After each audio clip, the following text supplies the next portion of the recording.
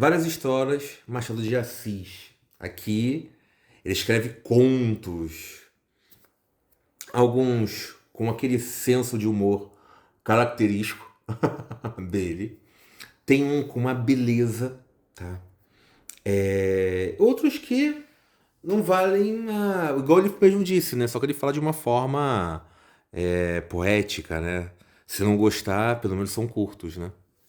Então, ele já inicia com a Cartomante, que acaba, dentre os contos desse livro aqui, ele acaba sendo o que mais se destacou, é reconhecido, né? Justamente por traição, dali o nome também, mas se eu te disser que não é o melhor, entendeu? Entre Santos, não, se eu disser que não é o melhor, pode acreditar, tá? E realmente não é, tá? Não desse livro. Entre Santos aqui, ele faz uma brincadeira legal. Ele já está acusando sobre aspecto psicológico, que o Machado de Assis sempre muito usa Freud teria orgulho, né? Que é meio que tem esse alcance, né? Então ele está induzindo ali nos personagens. E aqui a traição fica evidente, você não tinha que tomar isso, tem a cartomante. E no padre aqui está falando justamente sobre uma pessoa ruim, tá? Ele é pão duro, mas ele tem uma coisa: ele ama a esposa. E como ele vai pedir para a esposa ficar bem, ele vai dialogando ali com o santo e vai diminuindo a oferta, né? Depois, não, tem isso, depois aquilo. Coisas que nós já vimos também em outros personagens do Machado de Assis, né? Aí depois, deixa eu ver. Ah, tá, uns braços que vai falando sobre um mocinho e ali uma descoberta sexual que sofre. E na época, lembra que eu falei que faz esse retrato? Você mostrar o tornozelo era uau! Hoje, se fosse uma máquina do tempo, trouxesse alguém de lá pra cá, ia ter um infarto. Sempre houve putaria, sempre, desde que o mundo é mundo. Mas existe a questão da cultura, do. E nós também temos isso, né? Se você for olhar a cultura sul-americana, diferente da europeia, cada povo sobre a cultura e acaba se escandalizando ou estranhando, melhor forma assim, estranhando outro tipo de cultura, né? E aqui nos braços, então nós temos a questão da distância temporal, né? E mais se contextualizando. Ele sofre os augúrios e acaba se encantando. E ela também por ele, só que ele não sabe, né? E não acaba em nada, tão frustrante como os primeiros passos. Tá. Nós temos aqui um homem célebre, um homem que gera. Se o menino ficou frustrado, nós temos aqui um homem mais velho, maduro, que tenta fazer uma ascensão social e só que ele não consegue. É ligado à música e acaba ficando por ela por todo, né? Não é o bastante. Deixa eu ver.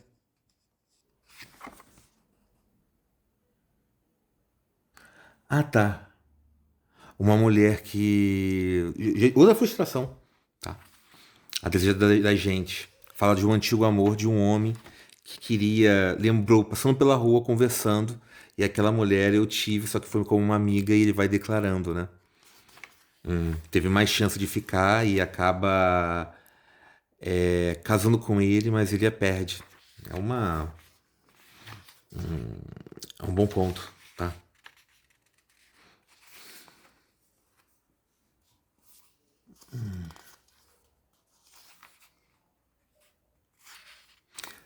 Aqui é o que são vários que eu gostei. É sim, é sim. Eu gostei muito daqui. Mas é a parte final, tá? É uma mulher que ela sonha, fica entre dois homens. Tudo isso é uma porcaria, tá? Eu descarto. Descarto, descarto, descarto. Não tem magia. Vai pra lá, mosca. Entendeu? Mas o final é belíssimo. É lírico. Aqui. Tudo isso, ó. Página, página. Nada disso presta. Mas depois ela em sonho. O quarto, que é muito bom. 10, 20, 30 dias passaram depois daquela noite, e ainda mais 20 depois de mais 30. Não há cronologia certa, melhor é ficar no vago. A situação era a mesma. Era a mesma insuficiência individual dos dois homens, e o mesmo complemento ideal por parte dela. Daí um terceiro homem que ela não conhecia. Maciel e Miranda desconfiavam um do outro, detestavam-se a mais e mais e padeciam muito. Miranda principalmente, que era a paixão da última hora, afinal acabaram aborrecendo a moça. Então viu-os ir pouco a pouco. A esperança ainda os fez relapsos, mas tudo morre, até a esperança, e eles saíram para nunca mais. As noites foram passando, passando. Maria Regina compreendeu que estava acabado. A noite em que persuadiu o bendito foi uma das mais belas daquele ano. Clara, fresca, luminosa. Não havia lua, mas nossa amiga aborrecia a lua. Não se sabe bem por quê. Ou porque brilha de empréstimo, ou porque toda a gente a admira. E pode ser que por ambas as razões era uma de suas esquisitices. Agora a outra. Tinha lido de manhã, em uma notícia de jornal, que há estrelas duplas, que nos parecem um só astro. Em vez de dormir, encostou-se à janela do quarto, olhando para o céu, e vê se descobriu alguma delas. Baldado esforço. Não a descobrindo no céu, procurou-a em si mesma. Fechou os olhos para imaginar o fenômeno. Astronomia fácil e barata, mas não sem risco. O pior que ela tem é pôr os astros ao alcance da mão, por modo que se a pessoa abre os olhos, eles continuam a fulgurar lá em cima, grande é o desconsolo e certa é a blasfêmia. Foi o que sucedeu aqui. Maria Regina viu dentro de si a estrela dupla e única.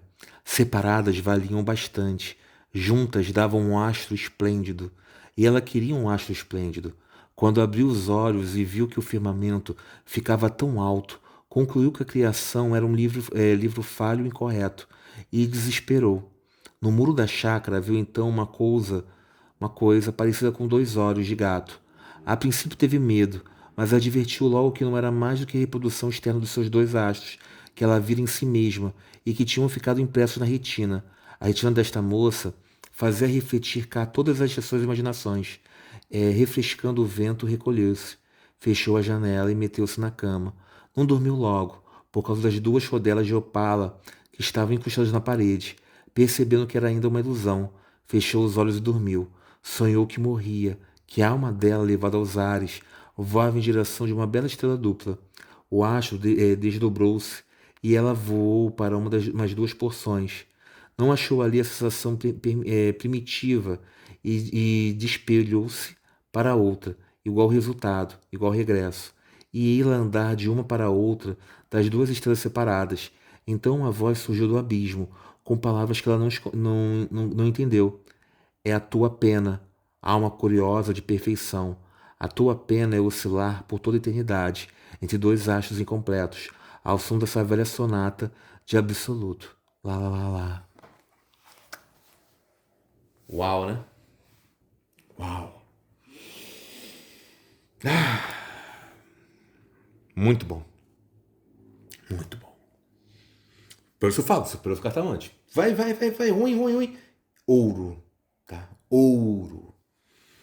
Aí vem Adão e Eva, que vai brincando aqui. Tem uma que eu também selecionei. Tá? Tá lá no final. O enfermeiro. O enfermeiro, eu lembro. É um homem que cuidava de um velho insuportável. Insuportável. Ele tava com vontade de matar e ele o faz. Só que ele recebe uma fortuna e ele fica surpreso, né? Porque ninguém gostava. O pessoal, ó, ele tem que justamente o quê? Lidar com a culpa. O diplomático.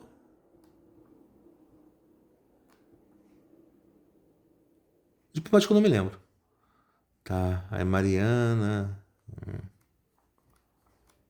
Eu vou pular logo pro meu pra não alongar ainda mais. Tá. Olha o nome do sujeito. Ahasverus. Bem Shakespeare, né? E ele tá discutindo com quem? Com Prometeu. E o Ahasverus aqui, ele é o último mortal, né? E tá culpando Prometeu pelas suas mazelas e julgando Prometeu, tá? É uma peça, pode servir como um monólogo aqui, né? Aí,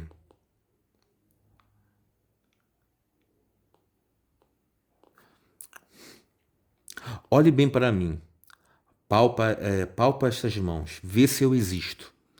Moisés mentiu-me. Tu, Prometeu, criador dos primeiros homens, foi o meu crime. Sim, foi o teu crime, artifício do inferno.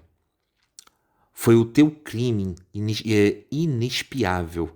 Aqui devias ter ficado todos os tempos, agrilhoado e devorado. Tu, origem dos males que me afligiram.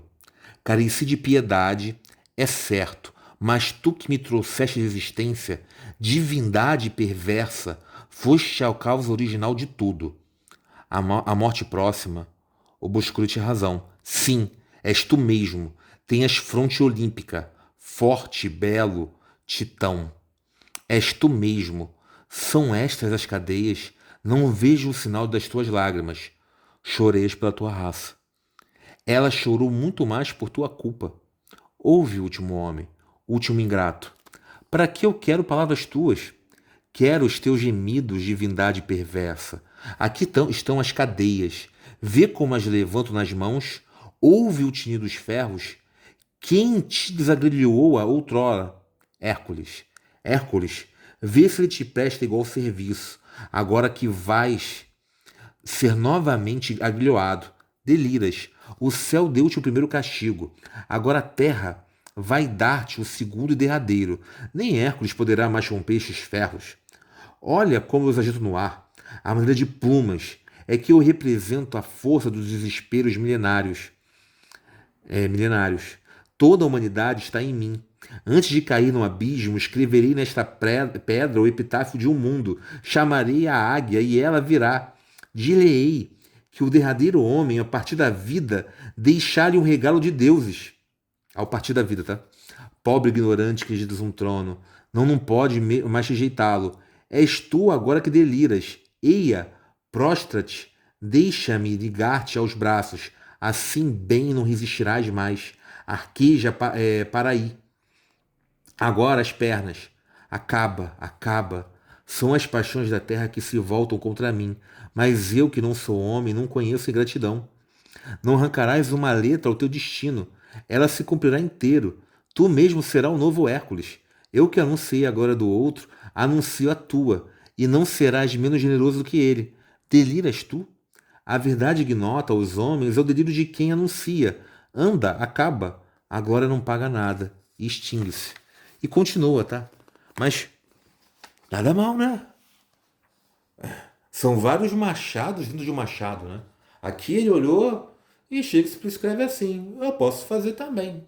E fez, né? É uma sessão curtinha, né? Mas é uma brincadeira, mas ele se encontra, né? O outro também lírico. Então ele deixa a poesia e dá oferta esse conto, né? Então faz um livro valer a leitura. Valer a leitura. E valeu aqui também o like, né, gente? Não pedi lá no outro Demolidor, mas chegou até o final, tem que pedir no começo. Eu esqueço.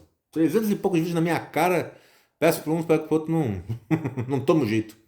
Tá, gente? Então, quem ficou até aqui, compartilha, tá?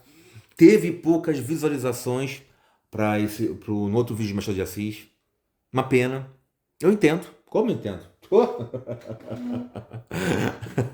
Como eu entendo. Mas é injusto. Hum? Tem que. Por mais que Tolkien seja mais prazeroso, mais conectado, mas você não precisa optar, né? Pode ser admirar um quanto o outro. E acaba tendo o posto lá em cima, né? Top 1 é pra ele. Gente, eu fico por aqui. Até o próximo vídeo. Fui!